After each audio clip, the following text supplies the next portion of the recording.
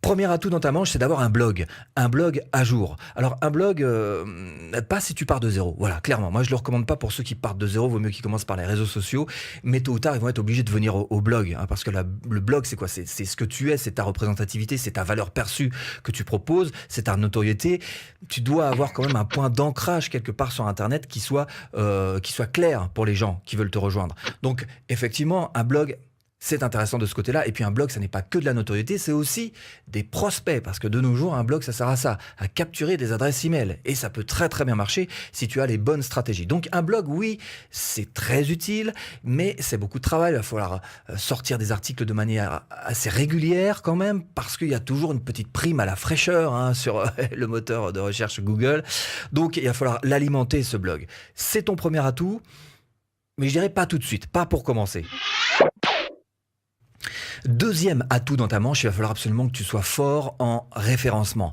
Référencement, c'est la base, hein. À partir du moment où tu es sur Google, où tu es sur YouTube, donc sur un moteur de recherche, il va falloir que tu saches utiliser les mots, non pas tes mots, mais les mots des gens qui vont chercher des articles sur lesquels tu vas pouvoir placer donc tout ton contenu, quoi, en quelque sorte, hein, et renvoyer donc vers des liens qui vont t'emmener des prospects. C'est un petit peu le schéma classique. Alors bien sûr, être fort en référencement, ça veut dire qu'il va falloir que tu performes et que tu deviennes beaucoup plus technicien sur cet aspect des choses, donc que ce soit sur Google ou sur YouTube, ou sur les deux, c'est aussi moyen d'être un petit peu sur les deux, et ça va dépendre effectivement de la niche que tu vises. Il y a certains mots-clés sur lesquels tu vas arriver très très facilement à ranker en première page de Google, ce qui est quand même l'objectif, hein, on est d'accord, de Google ou YouTube, hein, on est d'accord là-dessus, et en même temps, tu vas réussir très facilement, mais il y en a d'autres sur lesquels ça va être juste impossible. Par exemple, si tu es une chaîne YouTube sur le gaming, bah, ça va pas être facile, hein, je te le dis tout de suite, c'est un gros créneau très concurrentiel, donc il va falloir que tu sois très fort sur tout cet aspect technique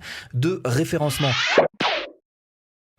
Troisième atout dans ta manche, il va falloir que tu connaisses les réseaux sociaux sur lesquels tu es. Pas la peine de disperser sur 10, 15, 20 réseaux. En tous les cas, si tu débutes, le principe c'est toujours le même. Quand on débute, autant être fort sur 2, 3 plateforme maximum. Après, une fois que tu as ton audience, effectivement, l'idée, ça va être peut-être d'aller chercher encore de l'audience ailleurs, sur d'autres plateformes. Mais au tout début, commence d'abord par être fort sur quelques plateformes, quelques réseaux sociaux. Et ces réseaux sociaux, il va falloir que tu apprennes comment ils fonctionnent. Alors effectivement, c'est plein d'internautes, et là, tu vas pouvoir te régaler. Mais pas en faisant tout à fait n'importe quoi quand même.